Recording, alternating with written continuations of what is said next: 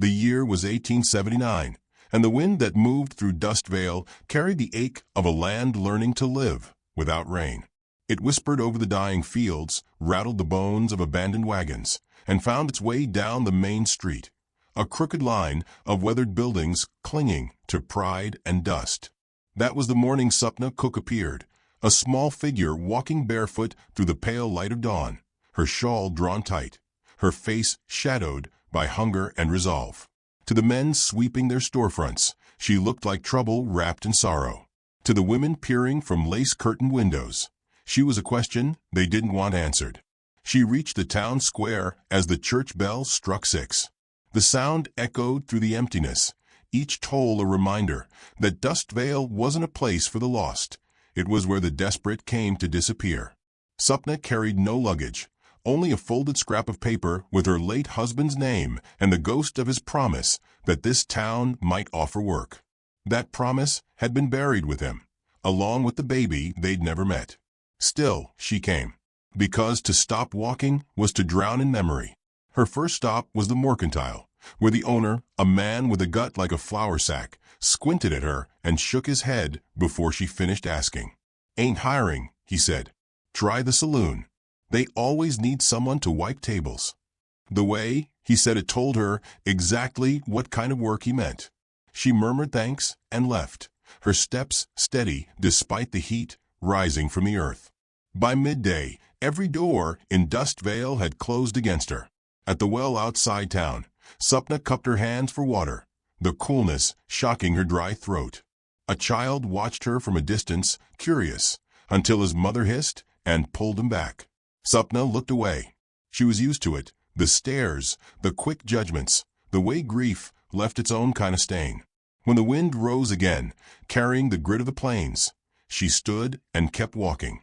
The road led her past the church, past the rows of tilted crosses, to a long fence marking the start of a ranch that looked as weary as she felt.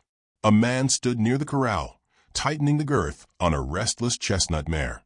His back was broad, his posture easy but guarded. Even from a distance, she could see that silence lived in him the way loneliness lived in her.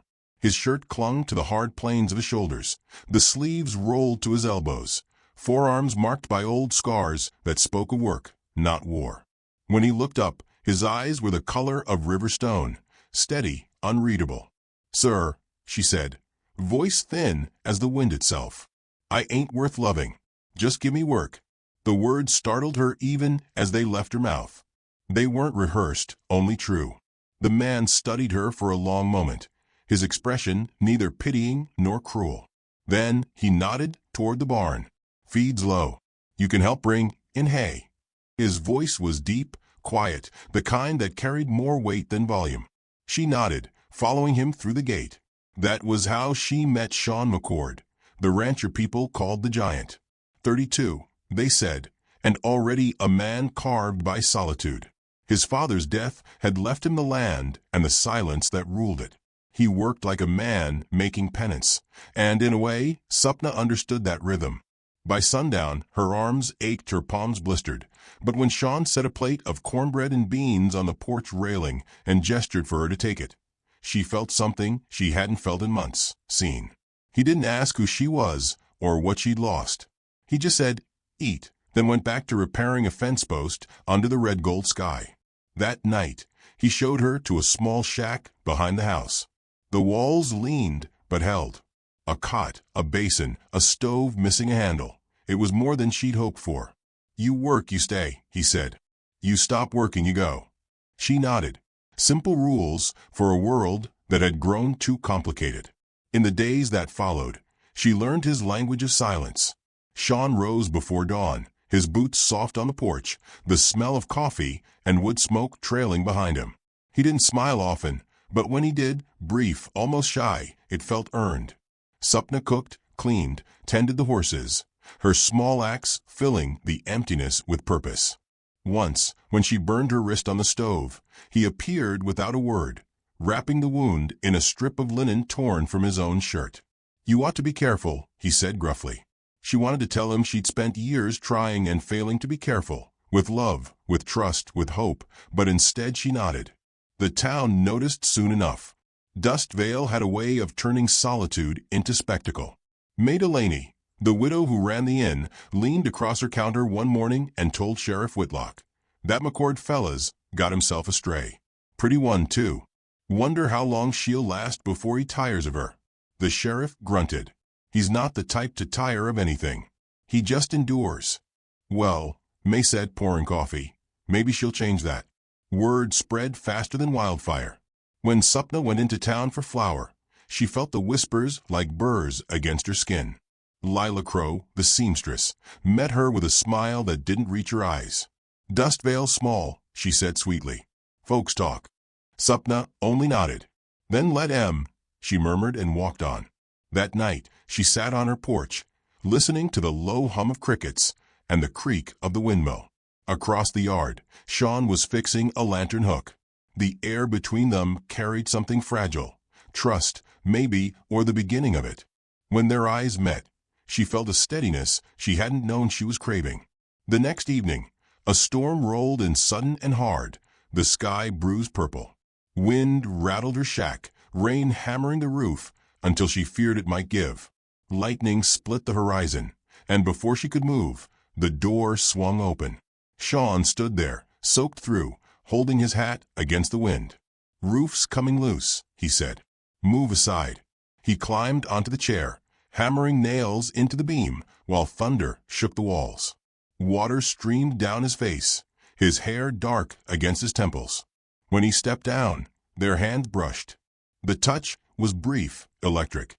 She looked up at him, voice trembling. "Why do you help me?" He paused, eyes searching hers. "Because you never asked for saving," he said. "Only work. That's rare in this world." Outside, the storm softened, its fury fading into steady rain. Sapna realized then that kindness could sound like command, and mercy could look like respect. She wanted to thank him, but couldn't find words that didn't sound small. After he left, she sat by the window, watching lightning trace the distant hills. The air smelled of wet earth and something cleaner, newer. She thought of his voice, rough and human after so much quiet, and of how the lantern he'd fixed now burned brighter than before. When she finally lay down, the storm had passed, leaving the world rinsed and trembling. Yet the light on Shawn's porch still glowed steady through the dark, 2 lanterns now, hers and his, flickering against the wide emptiness between them. And though she didn't know it yet, the space that separated their lights was already beginning to close. Spring arrived like a whispered promise, soft and cautious, carrying the scent of thawing earth and apple blossoms through the McCord ranch. The snowmelt carved small silver rivers through the fields, and in their reflection, Sapna Cook sometimes saw a woman she hardly recognized, a woman with work-worn hands, steadier eyes, and the faintest outline of peace. The land had begun to heal, and so had she. Her mornings filled with the sound of braying mules, her evenings with the hum of crickets, and the faint laughter of Shawn's younger brothers when they visited from town. Still, beneath the calm, she sensed something unspoken between herself and the quiet rancher who had once pulled her from a storm. Shawn McCord had not changed much in manner, yet something in his silence had softened. Where once it had been armor, now it seemed more like reverence. He'd learned to say her name, not often, but carefully, like a prayer he didn't want to end. "Sapna," he'd say, when he handed her a saddle strap or passed her the flour tin, and she would feel her chest warm as if her name had finally found a home. He still spoke few words, but she had learned to read him. The tilt of his hat meant approval. The slow exhale of his breath meant worry, and the way his eyes lingered a moment too long meant something deeper than either of them dared name. They worked side by side, as spring deepened into summer. She rode now, her posture sure and graceful, her hair catching the sun as he taught her to guide the mare across the hills. One afternoon, when she lost balance and nearly slipped, his arm caught her waist, strong and unyielding. For a breathless moment, they stayed like that, the wind around them, the world narrowing to the space between heartbeats. Then he stepped back, clearing his throat, his jaw tight. "You're learning," he said. She smiled. "You're a patient teacher." "Not patient," he murmured. "Just careful with what matters." If the prairie wind had ears, it would have carried that line through every corner of Dustveil, because gossip in the west traveled faster than sunlight. By late June, the town had its story. The mute rancher had fallen for the drifter woman he'd taken in. Maida Laney overheard Lila Crow whispering it to the sheriff, her tone slick with disdain. A widow, half foreign, living under his roof without a ring. What does that make her? Whitlock sighed. It makes her working, he said, but the words held no weight against rumor's hunger. The whispers grew bolder. Sapna felt them even out on the trail. How conversation stilled when she walked into the general store. How laughter rose behind her as soon as she left. Once, she found a note stuffed under the flour sack in her cart. Gold digger. Widow witch. Go back where you came from. She crumpled it before Shawn could see, burying the sting beneath her practiced composure. That night, she ate alone, claiming a headache, though her silence felt heavier than pain. Shawn noticed. He always did. He asked nothing, yet his gaze followed her as if searching for the source of her retreat. When she stopped humming in the kitchen, he knew the gossip had reached her ears. Let them talk, he said finally, his voice quiet but firm. Words don't change what's true. She looked at him, tired but grateful. Maybe not, she said, but they can still wound. He had no answer. So he did what he always did, worked harder, fixed fences that weren't broken, stayed out longer in the fields. And in that distance, she felt the ache of being misunderstood by the one man she had begun to trust. The breaking point came on a Saturday when Shawn's youngest brother, Hank, rode into town for supplies. He returned bloodied, a bruise swelling under his eye. They said things about her, he told Shawn, voice shaking. I couldn't listen. The older man froze, then set down the bridle he was repairing. Who? Crow's men, Hank said. The blacksmith too. Said she's using you. By dusk, Shawn was already in Dustveil.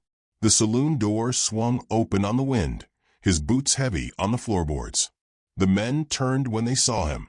Lila smirked from her seat by the window, her voice syrup-sweet.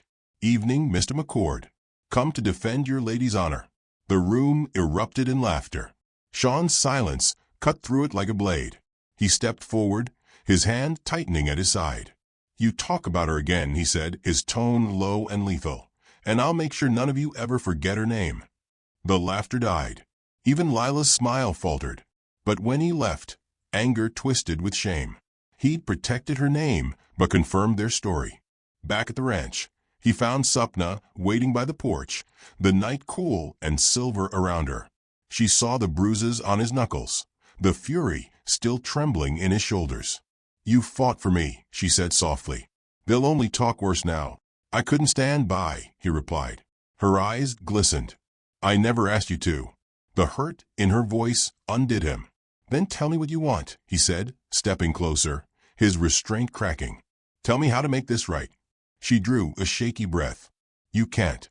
I need to find my worth without your name attached to it. She turned then, her shadow long in the lantern light, and walked inside. By dawn, she was gone. Her note was simple, folded on the kitchen table. Thank you for your kindness. I won't shame you any longer. Shawn read it once, twice, then saddled his horse and rode toward the rising sun. The sky stretched wide and merciless above him, the earth dry and cracking under hoofbeats. Hours passed before he found her, a dark figure slumped near the old riverbed, shawl torn by the wind. He dismounted, heart pounding, and knelt beside her. Her skin was cool, her breath faint. Sapna, he said, shaking her gently. Don't you do this. Her eyelids fluttered, and she looked up at him through a haze of exhaustion. You shouldn't have come, she whispered. He gathered her into his arms, the weight of her both fragile and infinite. Don't ever say that again, he said, his voice breaking for the first time in years. Don't ever call yourself unworthy. You gave this place back its soul. He carried her home under the wide, astonished sky. When they rode through Dustveil, no one spoke. The gossipers fell silent as he passed, their eyes following the sight of a man who had chosen his truth without shame. Weeks later, when the flowers she'd planted bloomed wild and furious around the ranch, Shawn stood beside her on the porch. The air smelled of lavender and smoke. "You taught me something," she said quietly. "That love doesn't have to be mercy." He reached into his pocket, producing a ring, plain, silver, honest. "Stay," he said. "Not because you owe me, because you want to." Her smile trembled like sunlight on water. "I already did," she whispered.